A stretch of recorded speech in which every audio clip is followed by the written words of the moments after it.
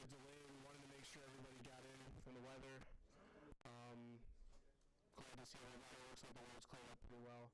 Having a little bit of technical difficulties with all the people we know who are trying to stream in on this, so we're trying to work through those. But in the meantime, we're going to have a full video recording available through our Facebook page, Michigan Hemp Industries Association. I just want to take a quick minute to thank everybody for coming out. This is extremely exciting. It's something that I think will speak for a lot of people in this room. We've been waiting for it for a long time in Michigan. And in some ways we're still waiting as we, as you'll learn as we talk about this a little bit more here today.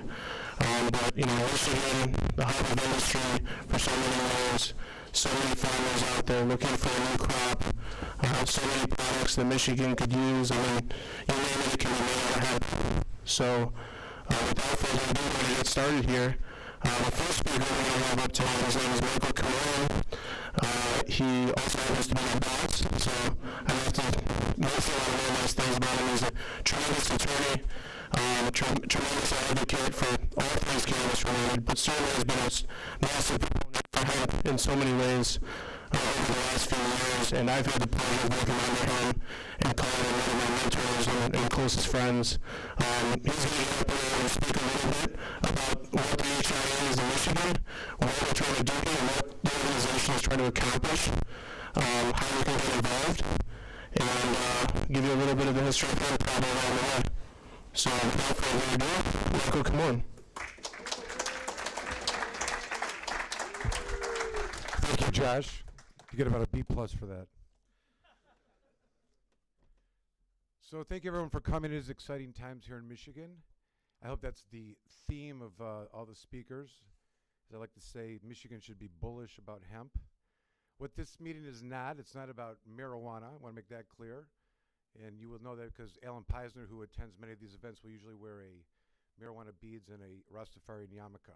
He is without that today. So that is a test that we are here about hemp. But I wanted to start with just explain a little bit about why we're here and what our intentions are and where we're going to go, hopefully, and what our intentions are and why you should be joining the organizations we're talking about. So this is the first meeting of the Michigan chapter for the Hemp Industries Association, which is a national organization.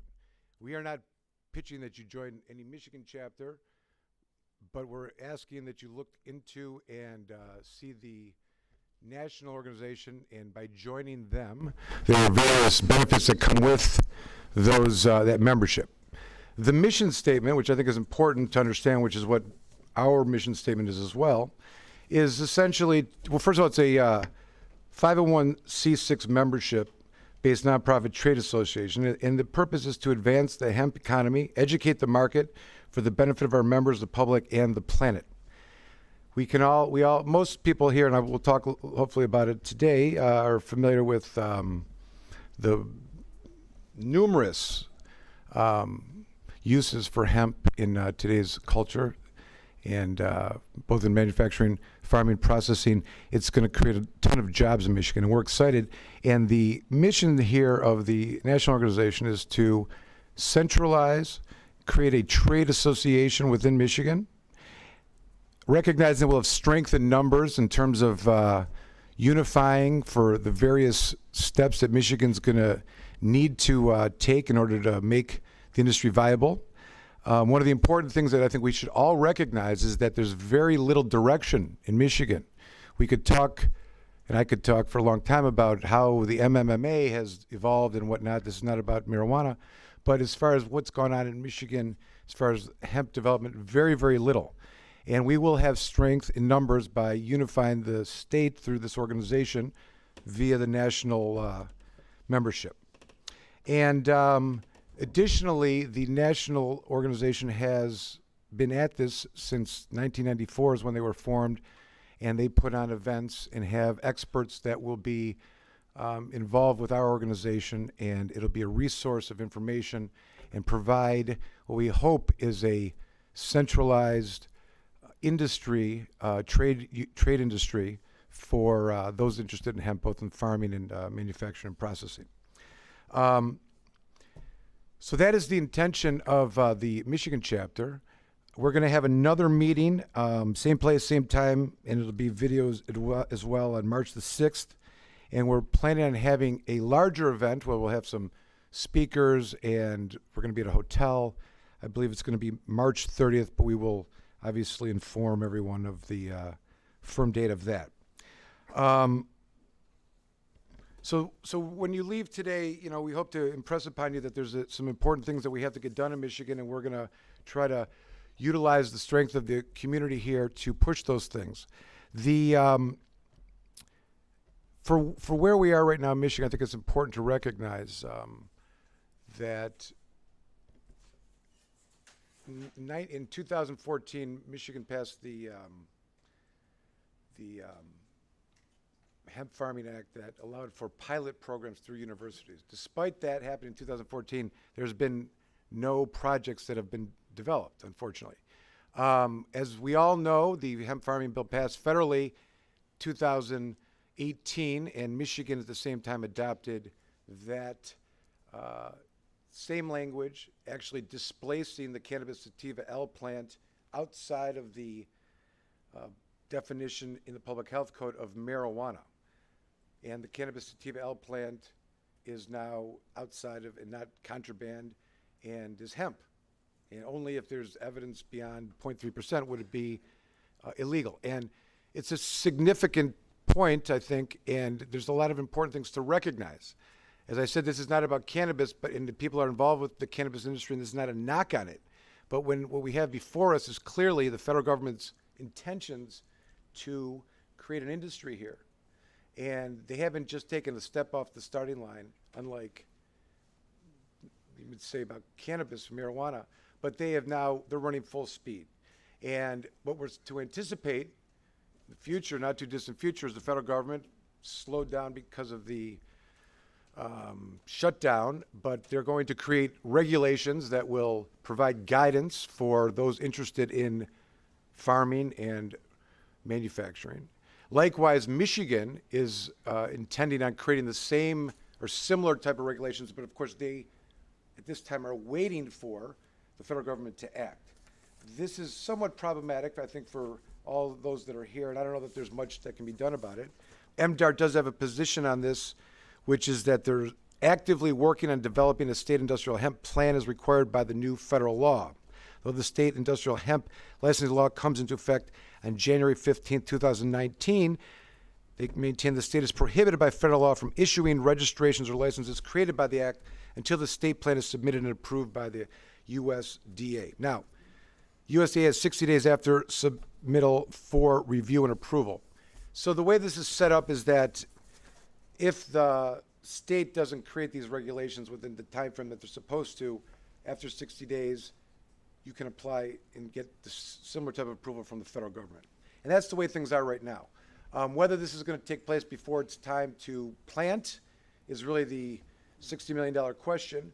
But there's a lot of things I think that we all as a group are going to be interested in and seeing through, so that whatever our intentions are, whatever our goals are not going to be interfered with by, government regulations and over interference, as sometimes is the case in a developing industry. The couple final points are that to make this significant and kind of make the point, there has been a recent case I just want to call upon and just,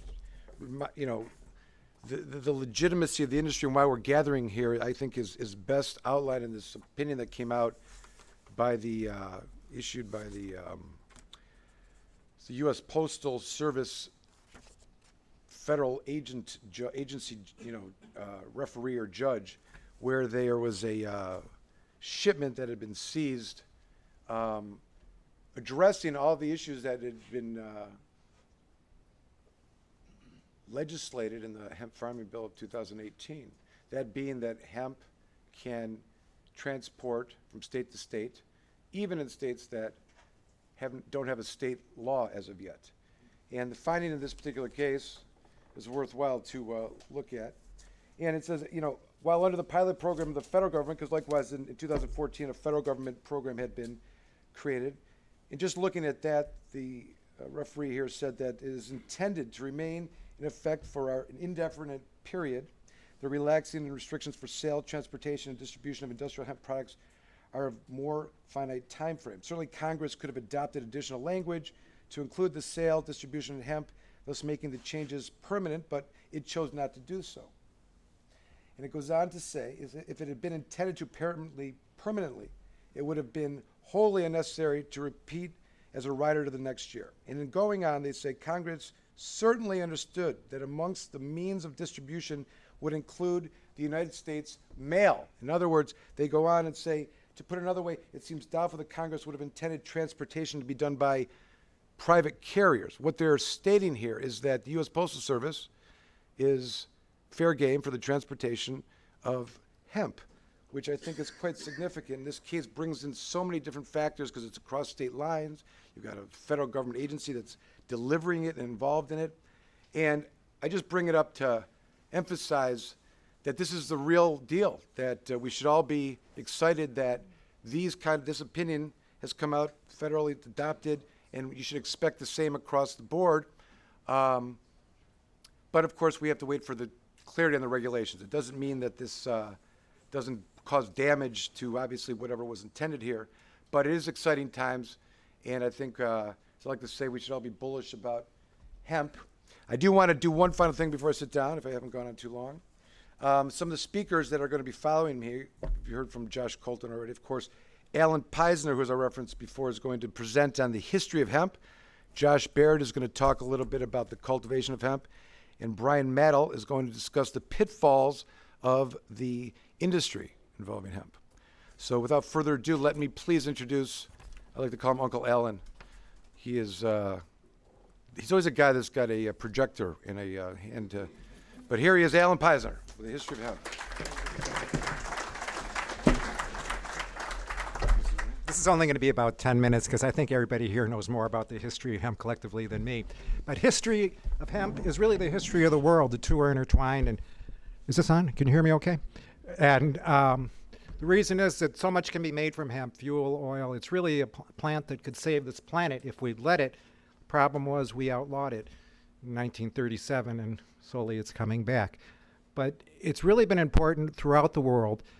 In early United States, you could pay your taxes with it. It's, matter of fact, the first marijuana laws in this country were mandatory grow laws. Those were the good old days.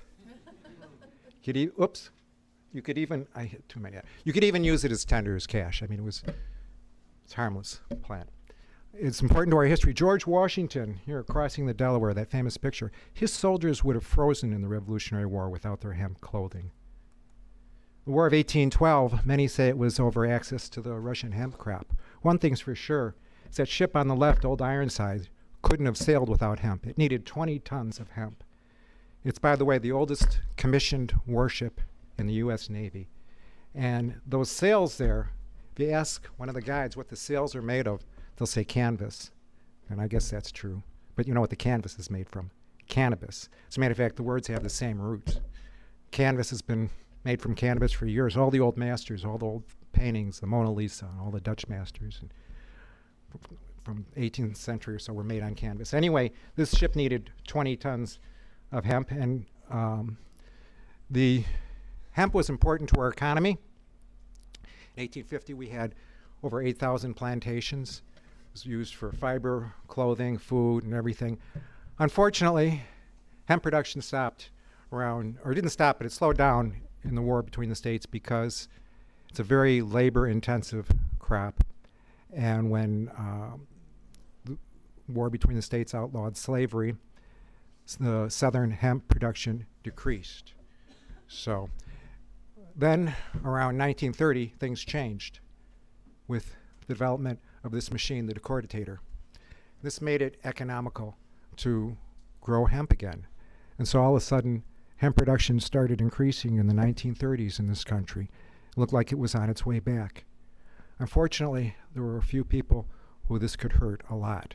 One of the persons was William Randolph Hearst, who ran all the newspapers in this country, and he owned a lot of forests, and he wanted his newspapers to be printed on paper. So he used his newspapers to circulate propaganda about cannabis, spread many lies. It's like he controlled the internet. They couldn't have done this now, in this day and age, and made cannabis illegal. But in 1937, when he controlled the media, he was able to get Congress to vote against it and to outlaw it in 1937. This is Popular Mechanics, 1938, February 1938, 2 months after the Cannabis Tax Act was passed. This article came out telling what a great plant hemp is. And the reason why it came out then was it had already been in print. You know, it takes was a certain timeline, like 2 or 3 months from the time that they put a magazine in print till the time it was finally circulated. You know, they wouldn't have done it if they'd had a couple months. This article wouldn't have come out in April. But in any event, they talk about this is the plan of the future, and it's kind of a mood article at that point because of the Marijuana Tax Act of 1937, which made it illegal to grow cannabis in this country. But what happened 4 years later after they made it illegal? Whoops. World War II broke out. In December 1941, Japan attacked Hawaii. Well, we at that point had about enough hemp in our reserves to make rope for the Navy and other things that we needed to fight a war. We had about a year's reserve, but we needed more. And we were getting it from the Philippines at that point, but the first year of the war, Japan occupied the Philippines. So we needed to produce hemp again. So in 1942, the government asked people to grow hemp, and they even made a movie. This is a USDA movie on how to grow marijuana. It's called Hemp for Victory, made in 1942, encouraging people to grow marijuana. If you grew marijuana or hemp for the government in 1942, you were exempt from the draft, and your kids were exempt from the draft too. So it's really a great program. As a matter of fact, when they ended this program in 1946, all the farmers were disappointed. They wanted to keep growing it because it was so good for the soil. They didn't need pesticides, and you know, it was a great crop. So it saved a lot of lives. This is a really grainy picture of George Bush, the 41st president of the United States, being rescued in 1945. He was flying a plane near Iwo Jima. His plane took a direct hit and killed the 2 men seated behind him. But he bailed out of his plane, and his parachute saved his life. Well, the canopy of that parachute was made from silk, but the shroud lines, or the cords from the canopy that run down to his harness, were made from hemp. So it saved his life on this day in 1945. And yet he still continued the war on drugs. By the way, this is a really grainy picture, but if you look carefully, you can see that guy in the front is holding a rope. He's pulling him over to the submarine in that raft to bring him on board. You can watch this on YouTube, by the way. This is a scene taken from an 8mm film that's on YouTube. But that rope, anyone want to guess what that rope was made of that they're pulling him over to the raft? Twice in the same day, it saved his life. But he still continued the war on drugs. And by the way, at the end of this film, you can see him walking towards the camera directly, and they get a nice close-up of his head. You can also see his shoes. His shoelaces were made from hemp on that day. And his plane, which is made by GM, TBM Avenger, was lubricated with hemp seed oil. Well, about 1970, people were starting to realize this marijuana tax act is pretty stupid because how can you grow it without the stamp? You can't get the stamp unless you've got the marijuana, and that was what Mr. Leary complained about in 1970 to the United States Supreme Court. You've all heard that famous Beatles song, Timothy Leary? Well, this is the connection. So in 1970, the Supreme Court said or 1969 said that the Marijuana Tax Act is illegal, and Congress then changed the law and started working on the Controlled Substance Act. About the same time, we had People versus Sinclair in Michigan, which was actually about a year later, but that case said that classifying marijuana as a narcotic was unconstitutional, so they threw out the law. And in 1971 or 1972, there was no law against marijuana after this case came out in November. Well, the legislature acted real fast to change that, and they passed a new law. But they didn't give it immediate effect. They didn't do it right. So when they don't do a law with immediate effect, it takes 90 days for the law to take effect after the close of the legislative session. Legislative session closes on 12/31, the end of the year. So 90 days after that was when there'd be a law against pot. So all these people in Ann Arbor were saying, you know what, tomorrow's the last day we can smoke pot legally. Let's have a big celebration. So they put all these notices around campus on bulletin boards, because we didn't have the internet back then, but they had these bulletin boards. Hash Fest, tomorrow at noon on the Diag. It's the last day we can do it legally. So they put them all over town, and sure enough, several thousand people showed up, and the news was there. And they had on the news that night, and they called it Hash Bash on the news, and that name has stuck ever since, even though it was originally named Hash Fest. Finally, in talking about the history of cannabis, really should go back in time and talk about the first mention of it, and that's in the Bible.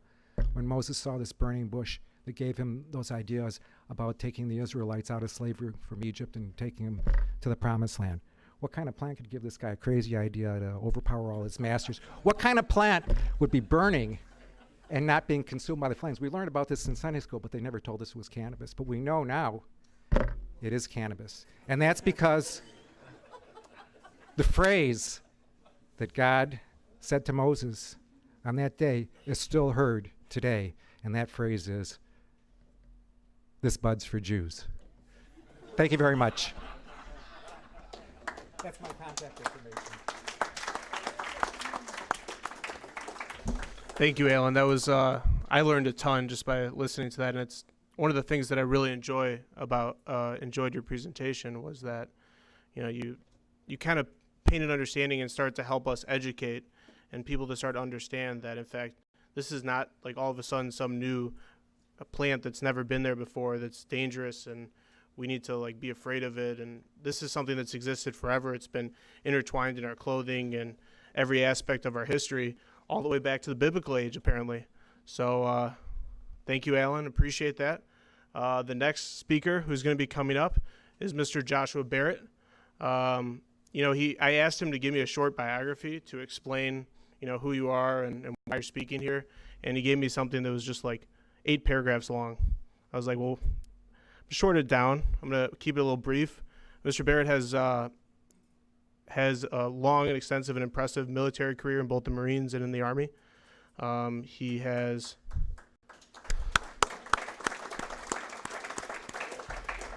his story is very interesting because he, after leaving the military, ended up working for a couple of very large companies involved in inserting pipelines around the states and involved on some very complex business dealings. And ultimately what led him to the cannabis plant was a situation surrounding his father, who came ill with cancer, and he dropped everything to start treating him, and through his knowledge and through anecdotal evidence started providing him with cannabis oil, with Rick Simpson oil, or ethanol extracted oil, and sure enough was able to successfully treat it. And since that time, I think he's, in addition to his not ongoing work with veterans where they've seen the benefits specifically of CBD from hemp, the amount of people who I've met through him who swear by their life, the amount of people in this room who've probably had similar experiences for just a numerous set of conditions, whether that be for cancer, pain, anxiety, ADHD, the list literally goes on and on. It's a miracle plant. It truly is. And so without dragging on too much, Mr. Barrett has also has a wealth of experience in the cannabis space, and in the hemp space. He's been working successfully with farmers out of Colorado, has grew up in rural Mississippi where all there is farming. So it's certainly in his blood, and he brings that experience and his experience with cannabis and his knowledge of the industry that he's gained through working with individuals in states where they've actually allowed us to grow hemp. And so he's going to come up here and speak a little bit about cultivation, going to get a little more technical here. So get your notepads out, and welcome Mr. Josh Barrett.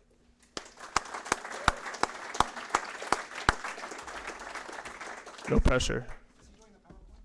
Yes, that's the PowerPoint.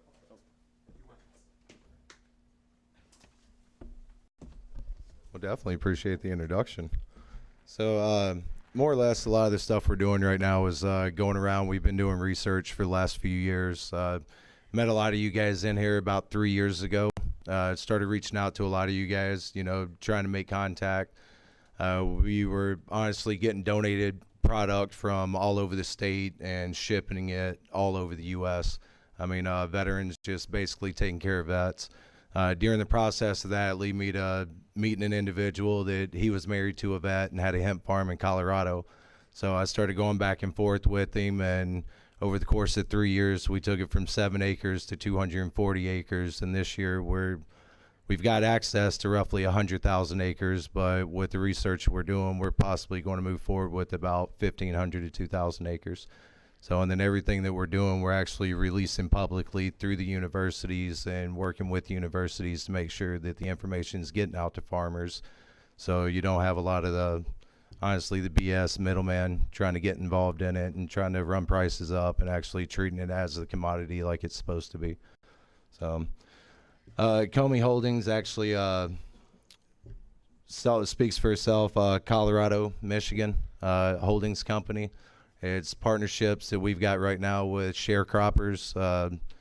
Honestly, by 2020, we know for a fact we're going to be in at least 14 states and then potentially up to about 20 states. This year, we're already looking at moving into 7, and we've got everything committed for at least 4 states right now.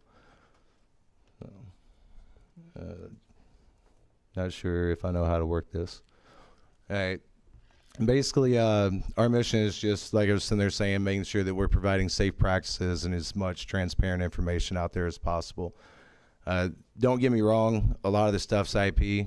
You know, if you guys want to retain us or share a crop with us or something along those lines, we're more than willing to. We'll provide a plethora of information, but some of the things you guys kind of have to figure out on your own. You know, so no offense to anybody, but we've got a lot of money and a lot of time tied up into this, researching it, so we'll give you as much as we feel comfortable giving you. So it basically sums it up. We've been focusing mostly on CBDs, various strains. We've got one that we just literally got the certification from yesterday that we're allowed to move our own personal genetic into any country we want. The only restrictions we've got is Hawaii, Alaska, California, and Arizona. So I'm not planning on moving to any of those places. I'm not a big fan of any of them. So vacations, yes, but growing, no.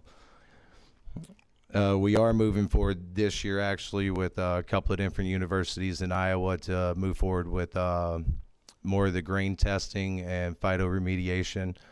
Myself and one of my associates, Matt, over here, we're actually leaving Friday to go meet with a couple of universities out there to start moving forward with a couple of projects out there. So that way we can educate ourselves a little bit more on the grain side. We've also been talking with a company out of Canada that's going to start providing us the genetics on the different grains.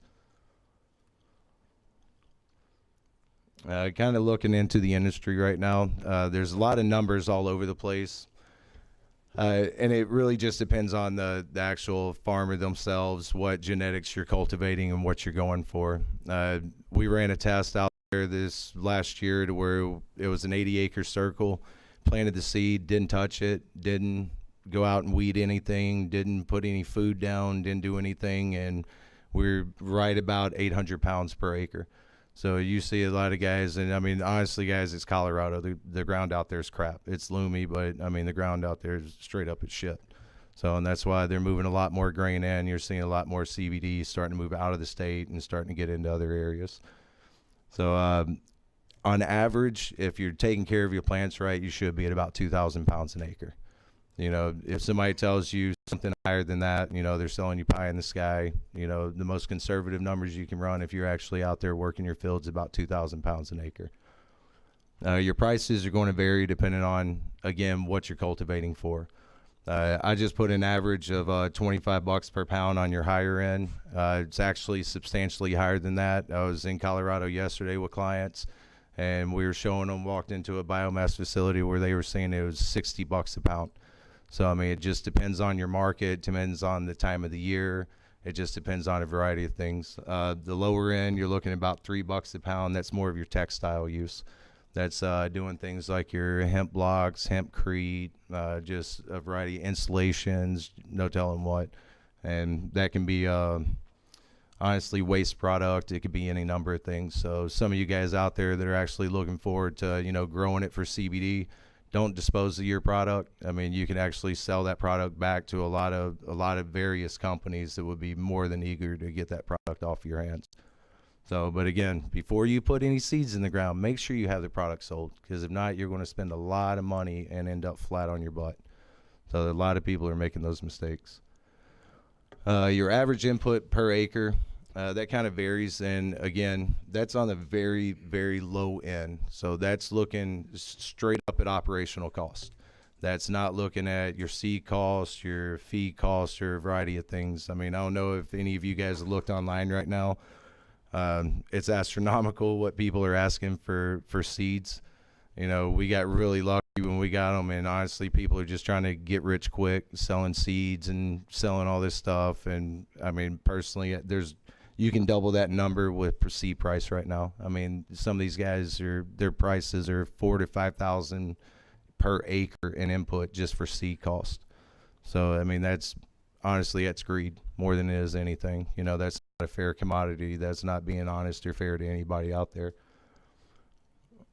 Let's see, estimated average return per acre. Again, that's just going to vary on, you know, how far in depth you are into it. If you're sharecropping with somebody, if you're growing for textile, for CBD, if you're actually doing the full isolation process yourself, making oils, making distillates, isolates, it all just depends.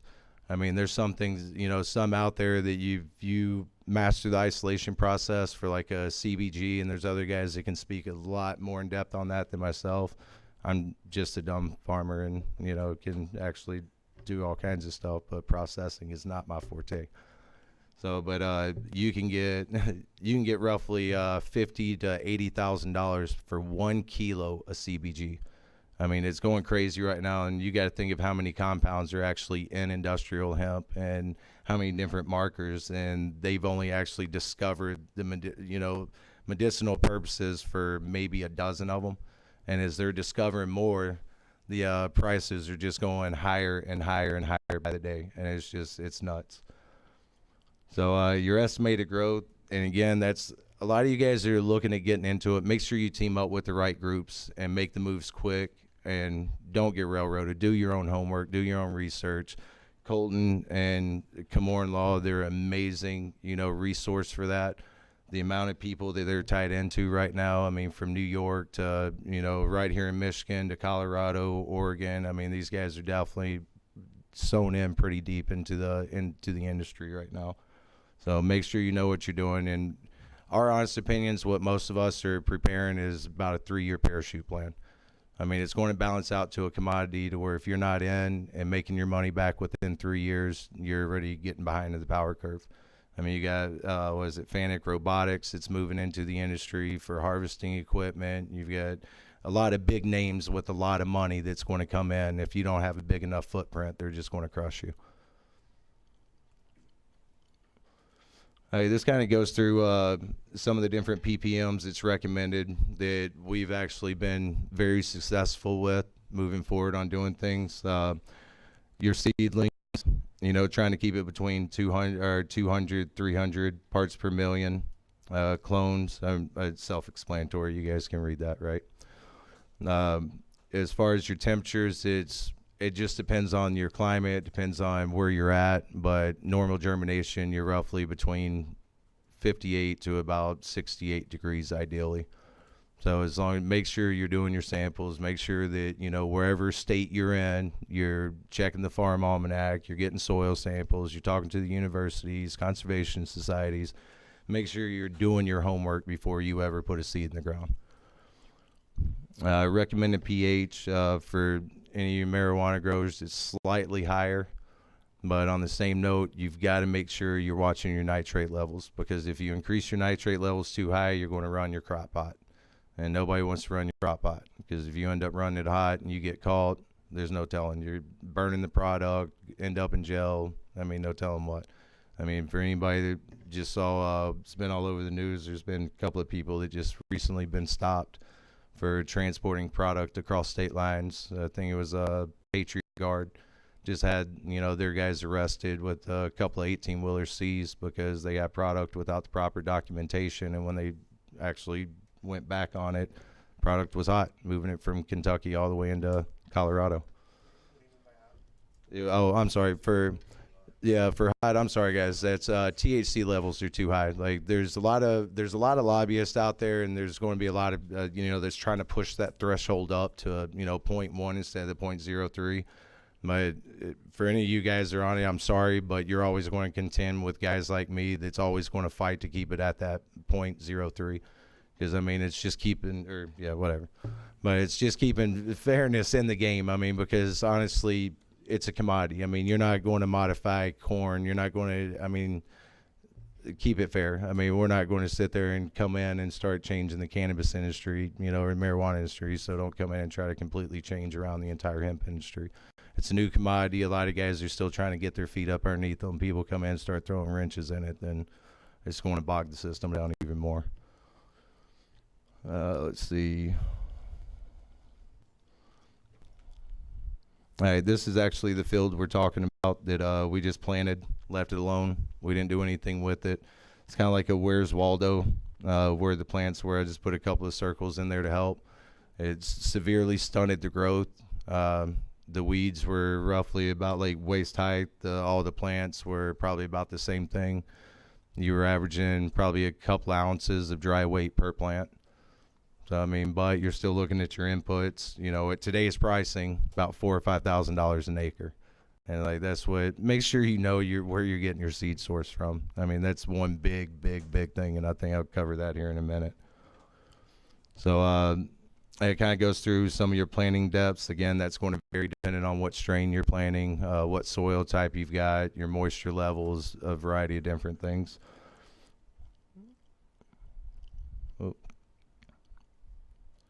So this kind of a little image on different types of spacing between fiber. A lot of times your fiber looks more like your row cropping from corn. So a lot of the equipment modifications are extremely simple for doing some of these. On the opposite side of things with the CBD, the modifications are also very simple. I mean, typically, you know, you hear everybody sitting there saying you want to plant them 6-8 foot apart, put a top pot on, do all this other. You're going to be wasting your money. You're going to be wasting your time. Do your standard drill, your standard injector, plant them, you know, with your normal 3-foot row spacing, and the rest of it's going to be up to you. I mean, don't go out and buy all this crazy equipment, do everything else. Your diskers are already set up for it. A lot of your equipment's already set up for it. So just make the modifications to your injectors or drills or whatever you got to, and just keep moving forward.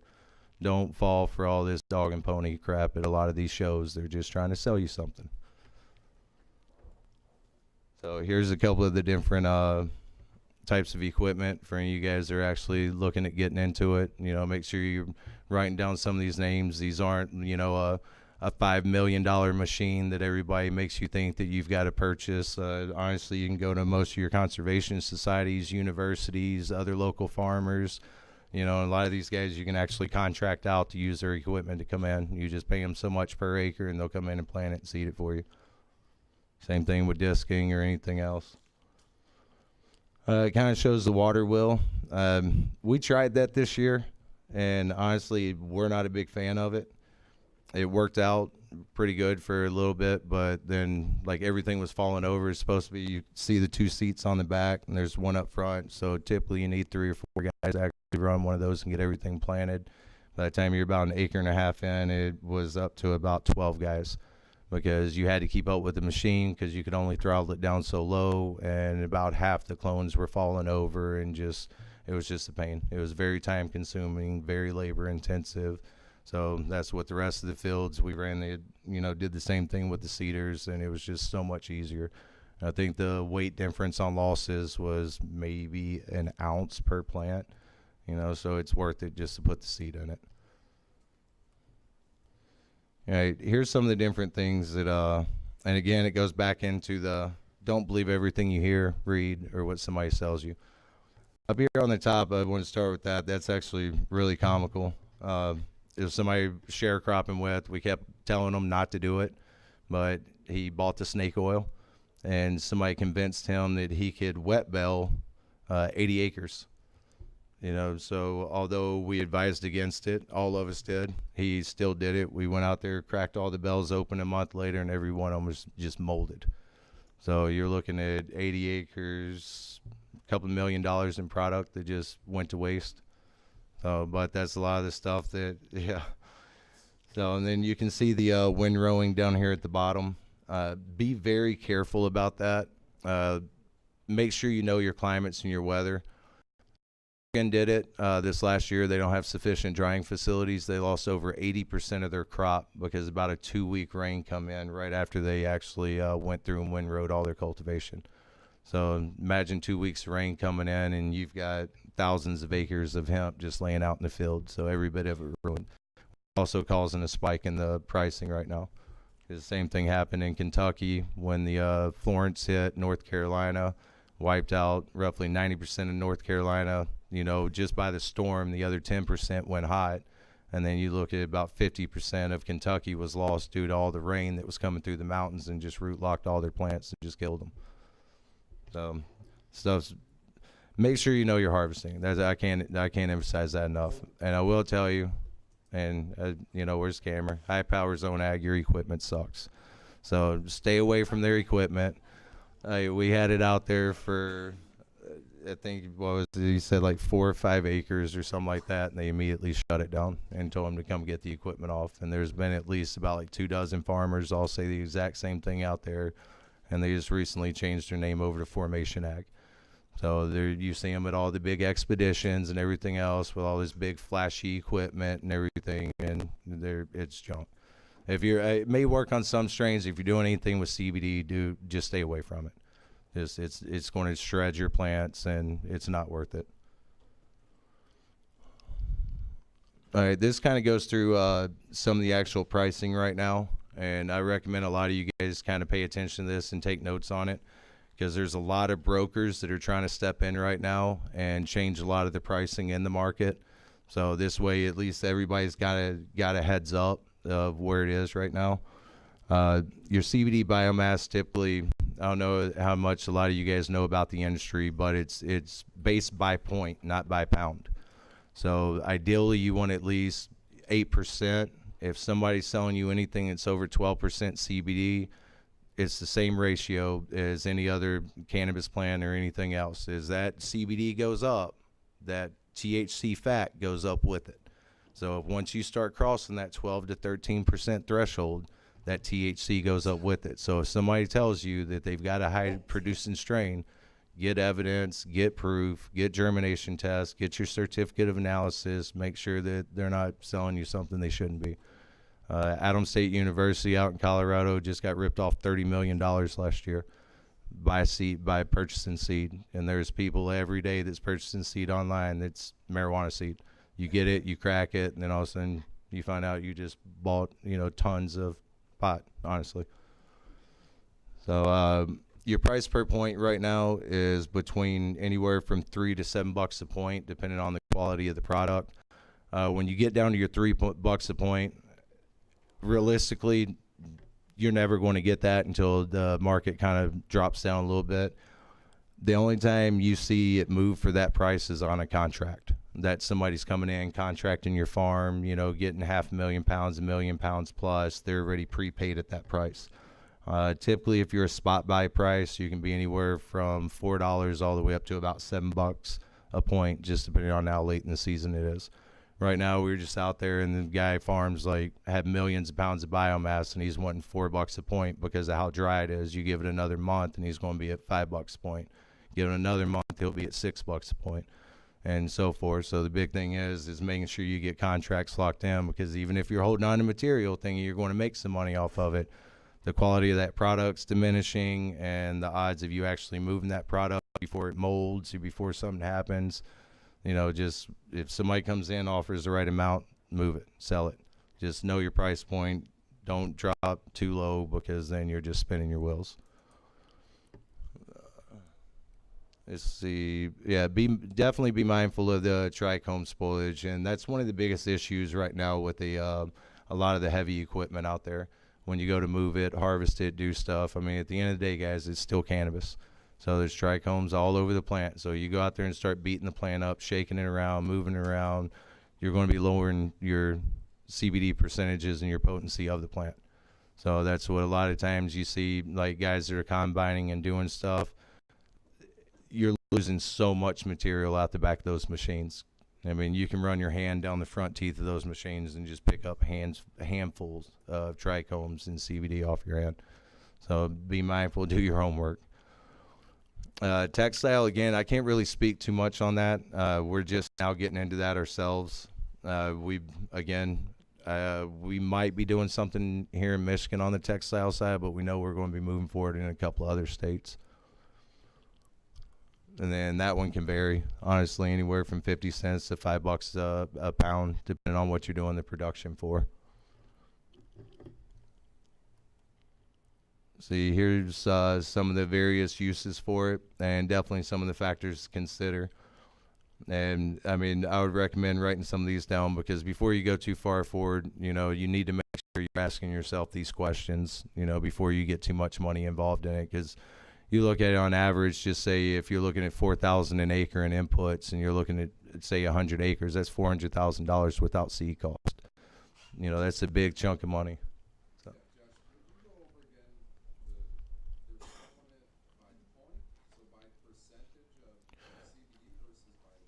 Yeah, it's based off. Yeah, what it is, it's basically like, say for instance, if you got an 8% CBD, and I mean it's kind of a combination. Like if by point by pound. Yeah, sorry about that. So if you're at 8%, you're at $4 a point, then you're looking at $32 a pound. So and then right now a lot of the material that's sitting out there is anywhere, or honestly most of it's hot. It's left out there, so it's about 15 to 17%.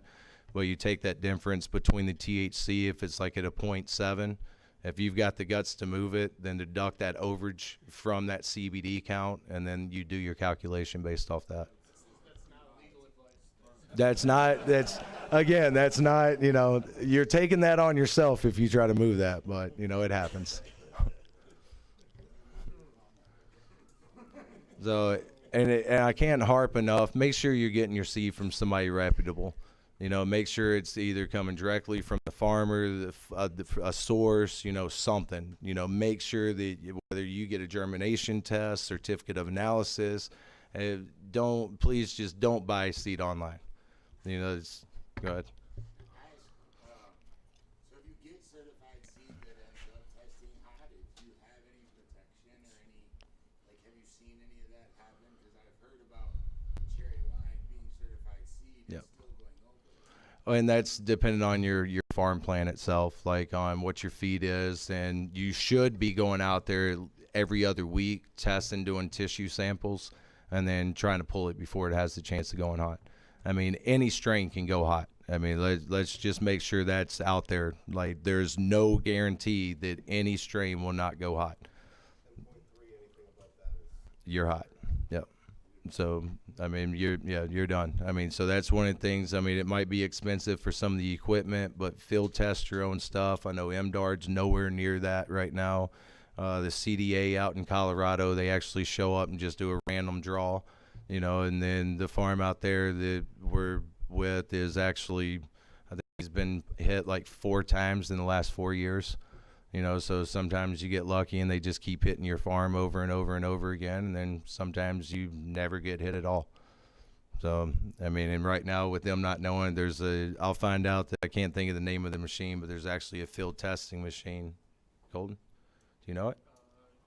Yes, there was a field testing machine. I think Put you on the spot. $10,000 was a big box. I can't remember the name. So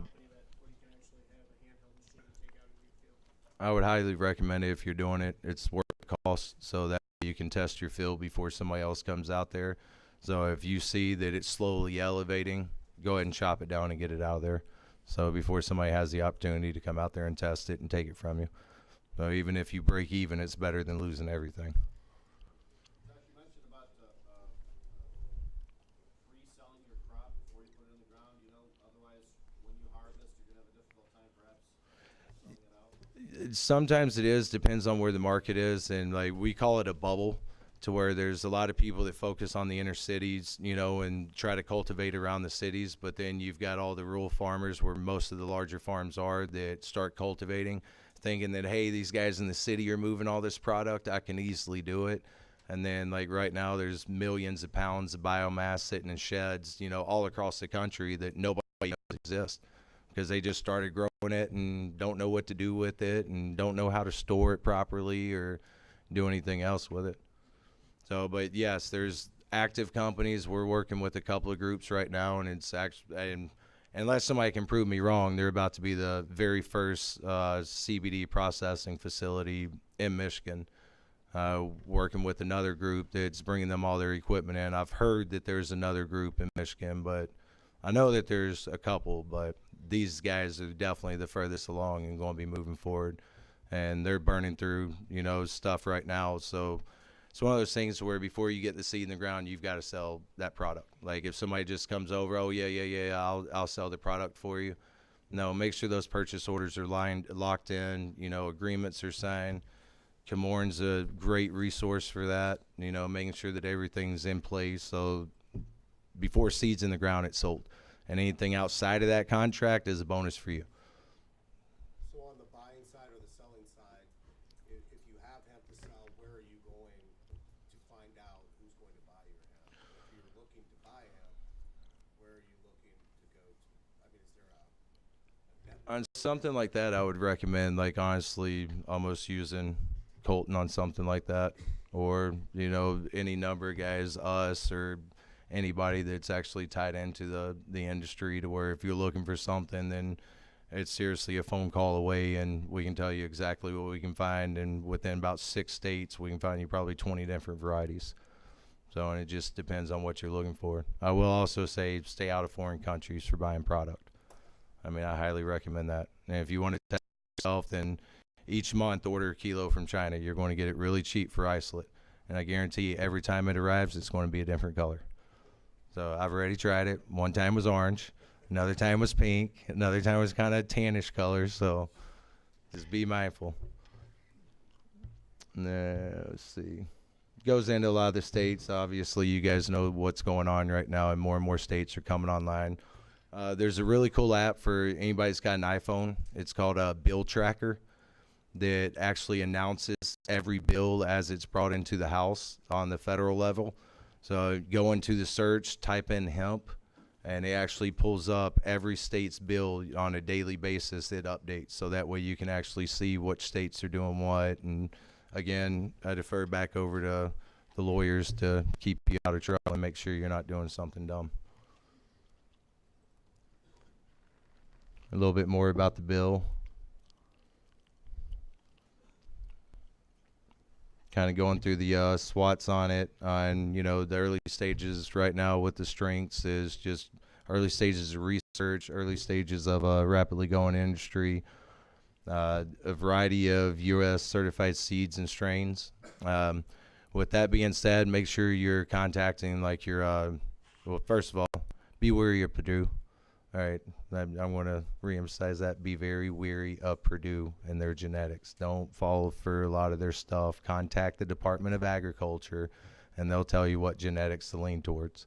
So especially if they've got some program in place. Like, the people over at Purdue don't like me because I've called them out a couple of times for their idiocracy, and like they're costing a lot of people a lot of money for no reason because they're being stubborn.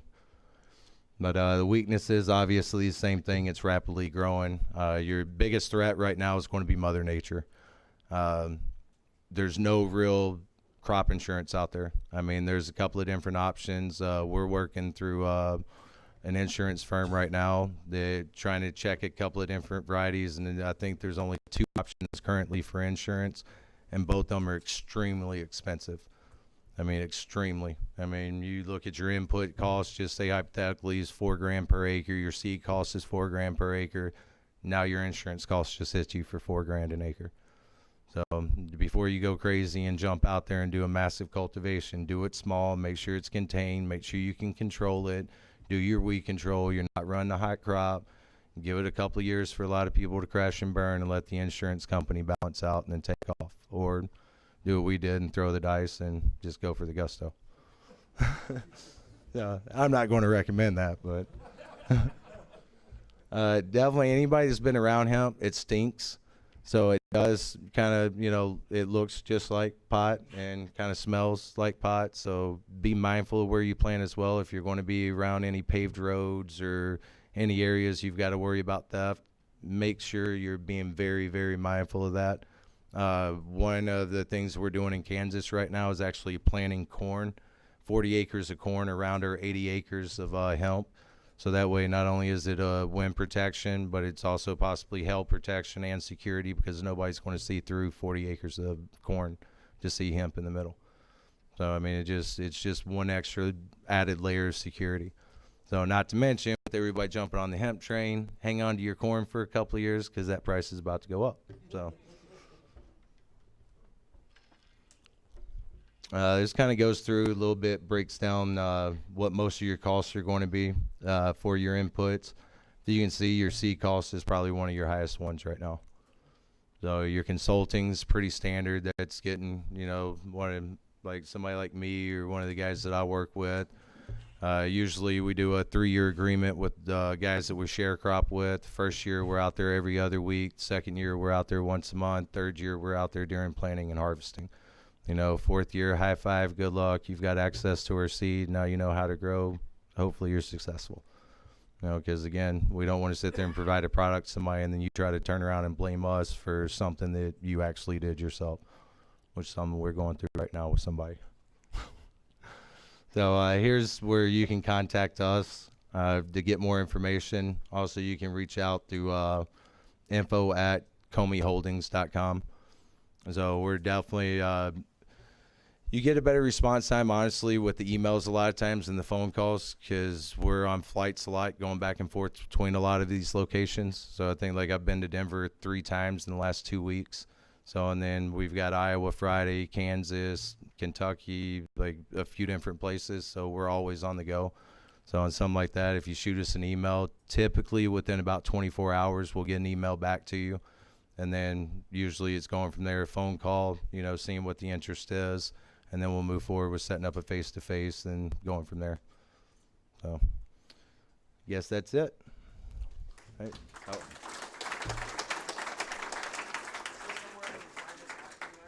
Oh, yeah. I'm sorry. You can see the whole slideshow at, I guess, I suck at social media, so somebody told me to get one set up. So you can find us on Facebook at Comey Holdings, or you can go to our website at comeyholdings.com. So, appreciate it. What do you do with the resin after you clean your cultivator machine? Well, with the actual machine itself, the heavy equipment, or are you talking? Yeah, you said you pull your hand line, little trichomes. Usually it just falls out in the field. So, I mean, you can scoop it up and grab it, but a lot of these guys that are going commercial, like, they don't care. So that's what ran it for a few acres and then shut it down just like everything else. Some of these guys, like, go into a lot of these states and they don't care. They'll run them, and you'll see them run them over like 1,000 acres and just white stuff blowing out the back of them, and that's all the trichomes and CBD being placed all over the field. So, and you're looking at about a 3% reduction on that. So you're looking at a couple of $100,000, you know, blowing out the back. So.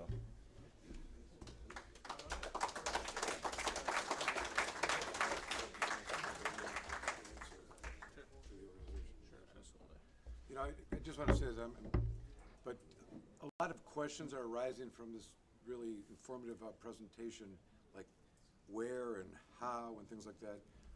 Hopefully our organization that we're intending to put together here will provide a lot of those answers. Like, you know, this is a trade organization. We're trying to group and have this information passing. For example, the issue of the seeds at some point with some trial and error, I'm sure we're going to be able to figure out who are the reputable seed locations after some point in time. But it's all going to be, you know, through passing information through a centralized source of some kind. But thank you very much, Josh, who could have asked for that much information. Wow, thanks.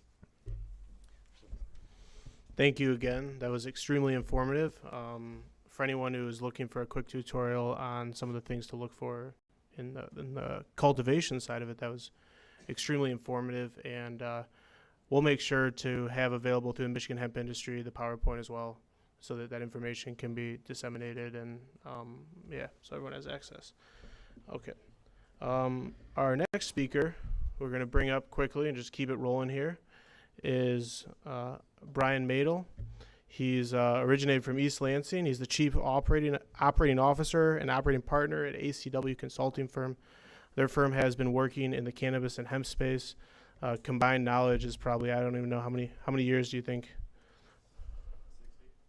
50 or 60 years worth of experience in the combined space. They're extremely knowledgeable, and so I asked him to speak here today because one of the things, and I know that Josh Barrett's touched on it for a little bit, and I'll probably touch on it with closing remarks here at the end, but knowing who you're working with, having the right team in this new, vibrant industry, and as much as it is appealing, and the money is certainly the opportunity and everything that's there, really vetting out your opportunities, putting together the right team, and not just believing what somebody tells you, but actually taking the extra steps to get there.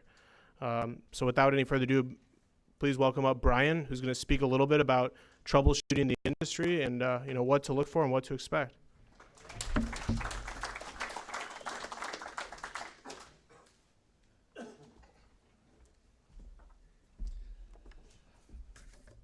All right, everyone. Again, I'm Brian Maydel. I'd like to thank the host for having us and everyone for coming tonight. As someone who's spent a lot of time traveling the country working in the hemp realm, it's really a blessing to see my home state of Michigan coming online. And everyone in this room and viewing online, you are truly the pioneers who are going to be getting this industry in Michigan to its fruition. So for our hosts and all of you out there, I'd love to round of applause. It's an exciting time, certainly. Very rarely, I'd say one in a generation, do you have an industry come on so strong, that's so diverse and vigorous, that not only has economic viability, but it actually has extreme social and sustainable environmental benefits. So it's that triple bottom line that really makes this industry so exciting and so passion-filled for people like us in this room, who can really get down to the core of what we're doing here, is not just trying to make a quick dollar, but actually build something that's much, much greater. That being said, I wasn't asked to really talk about the great things of the hemp world. I was asked to discuss some of the pitfalls of the industry. And there certainly are some, although with any emerging industry, that's to be expected, so we don't have to look at it as a negative light. And we're actually in a pretty nice place as far as 2019 starting off.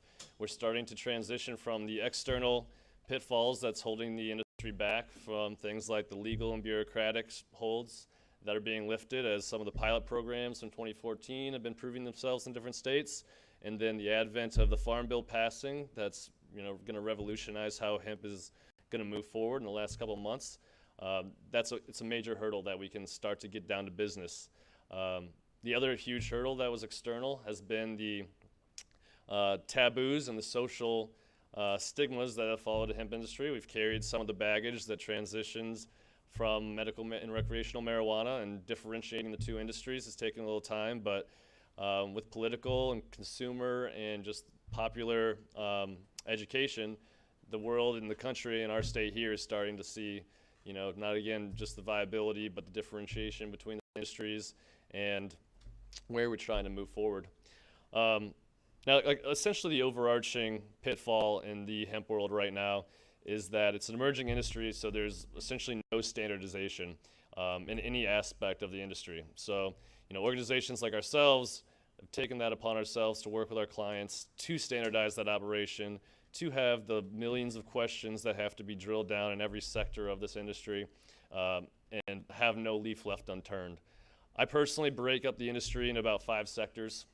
You have the agricultural, which Josh discussed greatly, which is the cultivation side, but there's also a lot of heavy machinery, a lot of due diligence that's involved with that. Next, you have the manufacturing, which is everything from extraction, refinement, and product or resource production. Third is logistics. Fourth is, the legal and compliance sector. And then last is where you get down to your actual business and financial, which can be everything from market analysis, sales, acquisition, and moving forward with the actual business. But as you can see, when you put it all together, everything is extremely tied together, and it's from a soil to shelf kind of industry. So the main overarching issue is that it's an emerging industry, so there's an extremely limited workforce where you have backgrounds that someone is experienced in any of those 5 sectors, but then also extremely knowledgeable in the hemp industry, because not everything translates perfectly. You really have to know not only the overarching industry, whether it's agriculture or logistics, but you really have to know what products you're working with, what resources you're working with, and you kind of have to have a good idea of how all 5 of those sectors mesh. Now, what we did, we assembled a team that not only has that overarching picture, but we do have specializations in these industries. And it's necessary. For instance, Josh, obviously a great resource from the agricultural component, and he listed tons of things that can be problems, Mother Nature even being one of them. We've seen that this year in 2018. We've had hurricanes take out hemp crops in North Carolina, fires and hail take out crops in Colorado, California. Kentucky had in their biggest production of hemp in history, or at least since the pilot program started in 2014, it was their rainiest October, which changed the water level. All these things are kind of out of our control. So what we really want to do is identify every single component and install fail-safes in those as well. But again, likewise, when you don't have the education and the skill set that everyone needs for these components, whether it's malicious or not, misinformation can lead you astray. Again, Josh had great examples for the percentages of your points for hemp. That's a very common one. And again, whether it's malicious or not, you really have to know exactly what questions to ask, because it's easy for something to go over your head, whether they meant to or not. Even on the point concept with the hemp percentages, if you're working to extract mulch biomass, say someone tells you they've got a 12% hemp product, but that product was taken off maybe the top most mature bud, well, that's really not a good representation of what you're looking at. You really want to get a random sample of a mulched large quantity so you understand what you're looking at, because that calculation can destroy all your projections from top to bottom. Say, you got that great, beautiful pie in the sky reading at 12%, but that was not a calculation of the whole biomass. It turns out to be 6%. All your calculations just dropped in half, just like that. Just their very first certificate of analysis. Those are tiny things that really amount to large significant errors. And then, it goes without saying, things like the legal component. You don't just want a great lawyer. You want a great lawyer and a law group who understands hemp laws, can be on top of compliance, understands what it's like moving to different organizations when things are changing hands, what's the chain of custody of products, of resources. Having all those very fine lines determined ahead of time is imperative. Logistics, I think, is one of the most overlooked components of the hemp industry. There's external logistics and internal logistics. You can, again, use an example of biomass. Say someone takes an order of 200,000 pounds of biomass to go from the farm to the extraction facility. If you're not familiar with what that looks like, it's actually a relatively modest order of biomass. Sounds like a lot, but then if you really don't know what you're looking at, you might think, okay, put it in a semi-truck, send it on its way. Well, that's actually about 15 or 16 semi-trucks, 18-wheelers. And they're not just loose in a truck, it's in like these, what they call super sacks, 700 pounds apiece, and you get about 13,000 or so into each truck. There's the logistics of getting that loaded to the farm, logistics of moving that. Again, if there's interstate or moving from municipalities, you have to know exactly what laws are applicable to that transition. And then once it gets to the facility, they have to have their internal logistics, because they have a spider web of a puzzle now. They're getting all this biomass coming in. It has to be properly stored, temperature, humidity controlled. And then they're also likely, if they're doing a consistent supply chain, they also have their spent and already post-run biomass. So now you have this web of incoming and outgoing resources that can fill up a room like this with one order. And so it takes up a lot of space, and it can be a logistical nightmare if you don't have that dialed in. We did an actual inspection at a facility, and they had a truckload come a day early. That's a nightmare if you're not prepared for it. So, they were stacking biomass bags that are 700 pounds. You can kind of get away with stacking 2 of them, but they were in a bind, so they stacked 3. While they were talking to my partner about how this is not a standard procedure, I guarantee you, just like out of a movie, without it being touched, one of those barrels fell off. My partner had to jump out of the way. Hemp inspection, almost died from a barrel of hemp or a bag of hemp. It's like incredible, but these are issues that we're not even thinking about, just the timing nightmare, but you get into workplace safety, you get into compliance issues, and all those things can stop production. So when we're looking at the larger picture of where this industry is going, it is large contracts and large supply chain networks. And so, you know, one of the things that we work to identify is what type of issues can we predict and alleviate before they happen? What could potentially delay deliverability or interrupt the supply chain? Just like any industry, those things can't happen. And again, it's all connected from the soil to the shelf and everything in between. And, you know, nothing, you know, the extraction and refinement component, that's one of the most imperative parts if you're working with final products like CBD, CBG, any new cannabinoids coming online, things like that. But when you're doing your calculations, when you're running your methods, you have to always go conservative, but you want to be able to identify any issue that's going to, you know, potentially hinder that. So when whether you or another organization is starting something up, or if you're potentially in an acquisition position for a resource that you're going to use in your own products, you kind of want a team or someone yourself that you know you're qualified to evaluate every component. I like to believe that I know more than 99% of the world when it comes to hemp extraction, but I also will be the first to tell you that I'm not our extraction specialist. We have an extraction specialist, and he's a wizard at it. I think he might be part robot, part falcon, because I've seen him go into an extraction facility, 100,000 square feet, scan the whole thing, and point out tiny, minute details.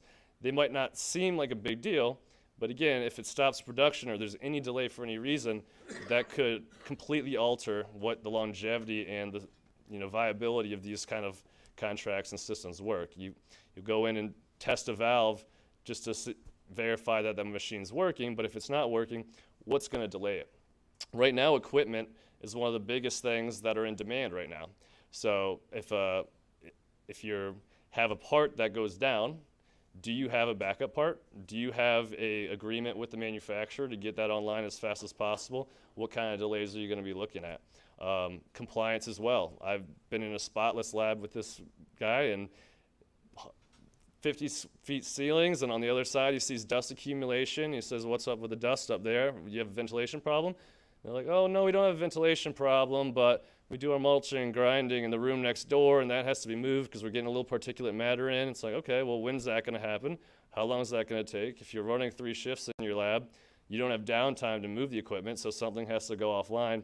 And even though those aren't being addressed in the initial meeting, you have to kind of get to the bottom of that or have someone who's going to be able to identify that yourself. Because, again, I'm not saying that farmers or extractors or production facilities are even trying to be malicious or egregiously withhold information, but you want to work cooperatively to address those situations. And if you're going to be starting up a business yourself, you have to have every fail-safe and every problem analyzed before you break ground. Otherwise, you're going to run into a litany of nightmares.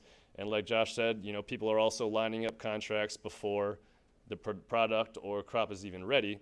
So if you get down that line, and then you have clients that you need to satisfy and you can't, obviously that's the worst case scenario. And so again, it comes down to due diligence, managing supply chains, managing potential errors, working with compliance.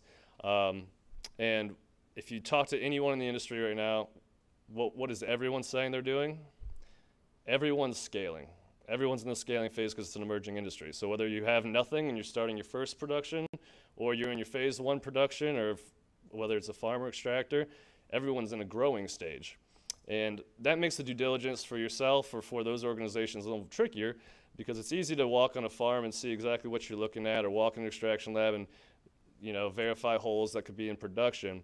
But if you're working off of planned materials, planned farms, blueprints, extraction numbers, percentages, and all these calculations, you have to truly be extremely diligent on every single question before you go into any sort of agreement with yourself, with your clients, or anyone else, because you have to be ready for any issue that comes up. And also understand that there likely will be issues. And so when everyone's scaling and products aren't available now, and you have to analyze what's going to happen if these go down, you know, it's a vital time to be diligent in the industry. We're going to see a bubble of production, and things are going to be online, information is going to be more readily available, but right now there just isn't ubiquitous information out there.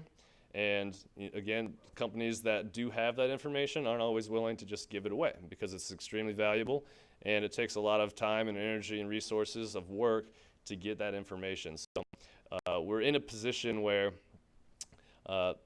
knowledge is key, but being diligent and being trustworthy and working with people who have a good conscience is also imperative.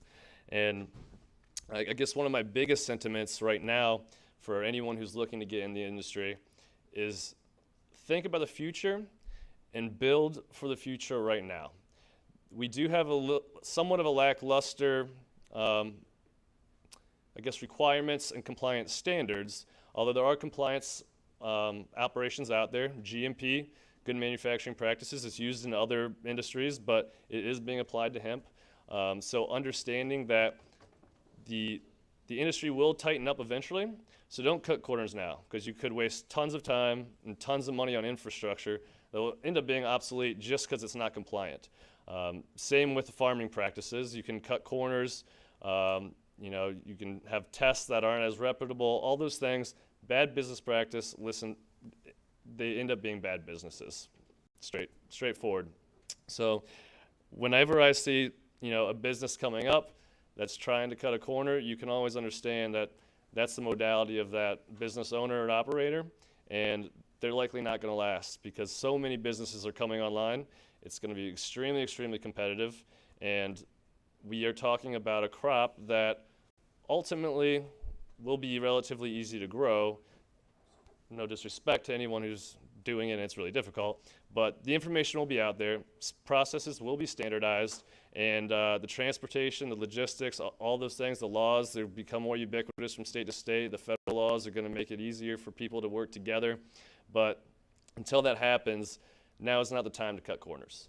And I always recommend doing your due diligence, having a team of specialists who know what they're doing, talking to lawyers and law groups who understand the climate that we're in, and making sure that no leaf is left unturned. And that's essentially the introduction to the errors of hemp. But we're transitioning to something that's going to be truly beautiful, and we're going to really iron all these out in due time.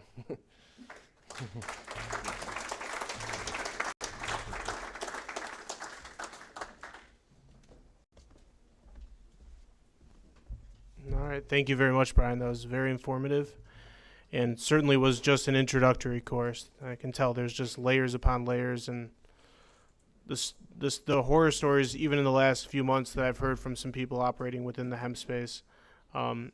It's echo those terms: be diligent. Get as much information as you can. If you don't understand something fully, find someone who does, who you trust. Work with good people.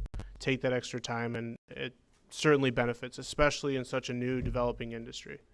So that's going to be our last speaker. However, I'm going to do it quick in the spirit of the political situation. I'm going to call it the State of the Union, and talk a little bit about the current status of hemp in Michigan, for anyone who's trying to get an understanding of exactly where the laws are, and without going into too much depth, because a lot of depth has been covered. So as everyone here at this point is aware, at the end of 2018, the U.S. Farm Bill passed. In Michigan, prior to that, there's the 2014 Michigan Industrial Hemp Research Act. Well, that Research Act in Michigan, unlike some of the states that have actually successfully implemented and have had people cultivating for years now, Michigan's approach was a little different in that they only allowed you to operate through an educational institution, and specifically tried to funnel people through the MSU Ag Department. And the issue with both MSU and with other colleges, and I've spoke to quite a few, is that there was a lot of misinformation and a difference in opinions between what the law said federally and what the DEA was telling people. There have been a multitude of extremely emblematic cases, basically all of which have been fought by the Hemp Industries Association national organization, with a lot of success and a lot of precedent set, both from what Michael Komorn was talking about earlier in regards to transportation interstate, to issues as simple as the DEA telling Dr. Brauners that they couldn't produce hemp products anymore. There's actually a great YouTube video out there that I always try to reference, which is Dr. Bronner actually posted up a jail cell for himself in front of the White House with a hemp plant in there, and he proceeded to use all of his old machinery to turn it into a hemp sandwich, all the while the federal agents were trying to saw through the bars to arrest him. So we've come a long way. We're certainly making a ton of progress, but there's still some steps to go. So in Michigan, that Research Act never really took wings and never really moved forward, because even the schools that were interested, it seemed like every legal department in any school would sit there and say, the DEA, no, we're good. We've got federal funding. We don't want to mess around. So at this point in Michigan, nobody has cultivated hemp under that program. There are news articles that come out, people describing cultivating. The only ones I'm aware of are under the Marijuana Caregiver Act. At this point, if you are cultivating hemp, I would be quiet. MDAR doesn't know, and that's probably better for you. But on a lighter note, there is this new program. The process by which that is implemented is in two different models. One is the federal government authorized the states to create their own program in compliance with the new federal laws. If they create their own program, they have to submit a plan to the federal government, and the federal government has 60 days to respond. Okay, and so that's great and everything, but the biggest issue that immediately hit me when I heard this was the timing, right? Because this is where we are in Michigan, and I actually spoke with Gina Alessandri, who's the head of the hemp department in MDARD yesterday. I was trying to coax her into coming to the meeting last minute, but she decided she didn't want to weather the ice storm. I don't blame her. But she did kind of give me, hey, this is where we're at. So the issue that was created by the most recent legislation that was passed in Michigan, creating a hemp program, is that the program does not meet all the requirements of the federal law. And so basically MDARD, who's tasked with creating this program from the law that was drafted, says we don't even have all the tools in here that we would need, even if we wanted to submit a plan to the state, to the federal government, to the USDA, which they really do. They're chomping at the bit. They're getting calls every day. So basically what she said is we either sit here and try to maneuver within this law, which is extremely difficult and will probably get rejected, or we turn around and we go back to the legislative process and actually change the law itself. And so that seemed to be the more favorable option amongst them. Again, the issue with that is that the next legislative session goes until end of March. If we get everything in place by end of March and they submit the plan right away, we're still potentially looking at a 2-month turnaround, at which point if we're approved, we're sitting at the start of May. Is that right? No, I'm sorry. Start of June, which is already pushing the bounds of even feasible hemp cultivation, and then at least outdoors. And then even at that point, they would still have to actually have applications available for people to go through the process.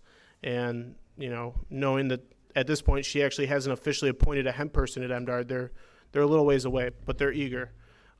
With all of that being said, the Michigan Hemp Research Act is still in effect. And, we've been working within our office trying to probe into potential opportunities to operate in that field. And there's certainly been a lot less resistance from schools willing to participate, because if you're operating under a school, you don't essentially have to go through the same licensing process. It's still considered the Research Act. But what you do need is you need a school that's willing to sign off, put their name on the lease or on the property that it's being grown at, and work hand in hand with you with MDARD. So that's kind of what we see as the only viable option in the state at this point, barring a extremely fast legislative process. So we're optimistic to make some progress, and if we're able to, our goal will be to try to help everyone grow as much hemp as humanly possible in the state. So that's a little bit of a legislative update, status of things in hemp in Michigan. I wouldn't say you're 100% out of hope for growing. It's just been made very difficult by the bureaucracy that's in place. If you're extremely interested in jumping into hemp cultivation and you have connections with other states, there's quite a few states now that have programs in place. And even if you want to do it in Michigan, you can't do it in another state, I would recommend taking the time this year to go and actually physically inspect whatever it is you're trying to get into. If it's on the cultivation, go contact farmers and actually visit farms and learn about it now, so that next year you're not starting from square one. You're actually preparing yourself. So that's a quick update. Let everyone know where the laws are at. Federally speaking, the law allows for interstate transport. I know Mr. Barrett made a comment in regards to transporting of dry weight hemp that is hot, which is over 0.3%. that is not recommended. And if you're going to do that, you certainly want to take extra precaution, keeping in mind that there are a lot of misinformed officers. Now, the reality is that one of the big issues in the industry as well, just to add to the list, is that there are not a lot of very accurate testing companies. And there's a difference between testing marijuana and being okay if they come back, instead of 16 at 18. There's a big difference between that and needing your hemp to come back below 0.3%. It comes back at 0.5. That's the difference between a crop that you can sell and a crop that you're supposed to destroy. So again, it's diligence and understanding and paying attention to things like that are extremely important. There's a lot of ambiguity beyond that. What the law says is anything 0.3% or less dry weight, which in my interpretation, and I'm going to stick by it until I'm proved otherwise, which I probably will at some point, but 0.3% dry weight is referring to the plant after it's been harvested at the time of harvest. That is the dry weight of the plant. So that means that if you turn around and then extract it into an oil and the THC percentage can go up during that process, I would argue, and again, this is the gray area of the industry, but I would argue that you're still protected as long as you have your correct hemp documentation. So anytime you're communicating or seeking to purchase hemp, two of the things you should always be asking for is validation that somebody has a hemp handling permit through whatever state it is they're operating, and you want to see certificates of analysis or test results from a lab. And a lot of times, as has been relayed, it's not enough just this, hey, send me a test result. You really want to do the due diligence and inspect it yourself and see what's going on there, and have the right people in place if you don't understand it who can get you there. So does anyone have any questions at this point? I know that a lot has been covered. To the people who were able to stick through it all, I applaud you. Yes?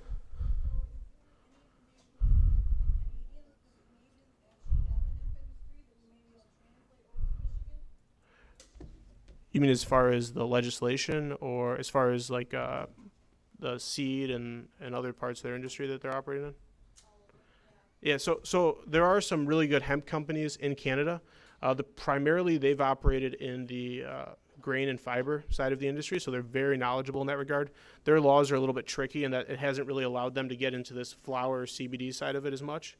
Their regulations are very different than ours, unfortunately, but there are certainly some great resources. And I'm blanking on his name, but I actually went to if anyone who was there at the event the other weekend in Flint, there was a gentleman from Canada, Jeff something, someone's going to remember it. He's been farming in Canada for a number of years. They're very, very knowledgeable and been doing it for a while on the grain side of things. And so there's certainly some good resources there.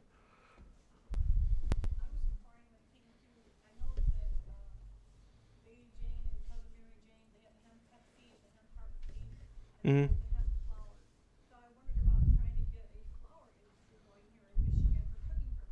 Sure.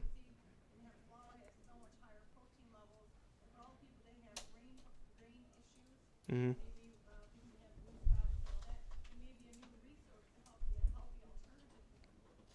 Absolutely. There's a multitude of food products that have been shown. I mean, hemp in general has been shown to have a ton of medicinal and health benefits for all these types of uses, oils and flours and milks and all this stuff. So that's great to hear, and that's a local business, correct, I believe? Oh, very nice.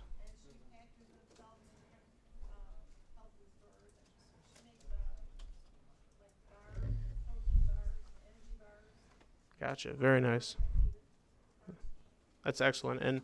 And real quickly, I don't know why I got reminded, talking about regulatory standards and developing processes. One of the really unique thing that the Hemp Industries Association is offering, I'm going to get back on my pitch phase for a minute, is in a partnership with the United States Hemp Authority.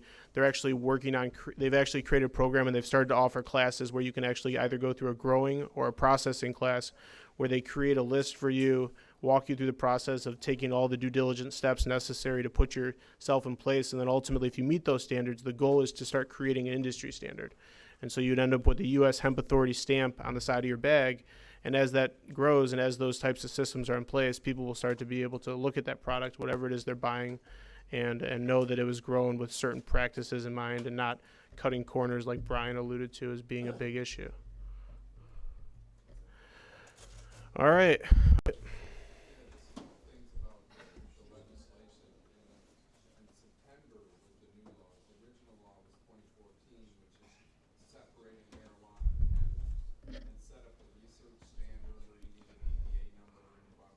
Correct. Well, In September, we passed the 6330 and 6331. Now, I believe it was December, but yeah, when it was finally, when it was signed. I'm pretty sure the governor signed it in December ultimately. Yeah. But anyway, regardless, yes. and they did some good things. One thing was that they separated marijuana to be governed by LORA, licensing regulatory, Correct. and hemp to be under MDAR. So that gave us a much more streamlined process. Absolutely. But one bad thing it did was set up, well, good or bad, I guess you have to be clear, the hemp research fund. And Yep. it's unique in that if we were talking about millet or canola or rapeseed or corn or soy or something, first of all, there wouldn't need to be such in-depth legislation about it, and they would never attach a fund to it. So, Right. in talking with the Department of Ag, I'm just wondering if you've heard anything more than I hear a lot of people not understanding the function of that fund. Right. A lot of times when we're talking about politics and law, it's the money that really pulls the cart, right? Sure. And drives to where things are going. So, we look optimistically at something where we might be able to put it in the ground in July. Mm-hmm. It being a day length sensitive crop, well, now you're putting a seedling in there that's gonna flower at a foot tall. Right. Right. There's a lot of limitations, and that's if we're lucky by July. And I just wonder if you have any experience or anyone in the firm has vetted ideas and I've talked to Gina as well. Mm-hmm. They wanna use a lot of the licensing fees and things to go into that fund. Right. But then, of course, you've got appropriating the funds.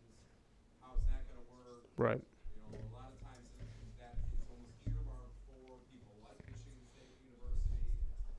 Have you heard any word as to how they're gonna handle that hemp research fund? Well, as you pointed out, seems like more of a carryover from the marijuana industry, as they did a similar thing in that industry as well. I spoke briefly with Gina about that. Basically, what I learned from my conversations with her is that they haven't really taken any steps to develop their policies and procedures. They're still in their infantile stage, and they're kind of, they're focused on trying to fix the law at this point. Or at least to make it workable. They're not. That's kind of something that they've put on the back burner at this point. Unfortunately, I don't recall from the legislation there really being too much clarity at all about how it was going to work. Yeah, with those laws, they just said, kind of you shall, Right. but you won't get it approved until there's here's how we're gonna regulate it. Exactly. The new legislation. Right. Exactly. Yeah. Does your crop have to be licensed? Here's how, here's the testing methods, here's rules on transport, and all the things not addressed in the law so far. Then they have to submit back to the feds. Correct. Right. Get that back, and then implement whatever it is. Right. That approved. So Exactly. And so even if there is going to be a fund, it doesn't even exist yet. And the odds of it existing this year are, would rely upon people actually having application fees submitted. So, unlikely for 2019, but we've been waiting 100 years for this, so. right, we got to be patient. Right. It's unfortunate, because Michigan is so close and really would benefit in so many ways. We got one more.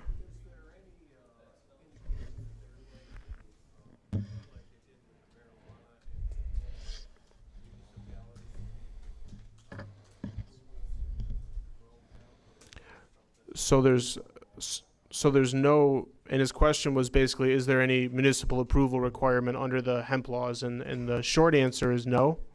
It's a state MDARD regulated program. But on the same note, you still have to be mindful of the fact that, there is concerns about, the mindset of what is this plan? Is it marijuana? A lot of people are going to get scared when they see it.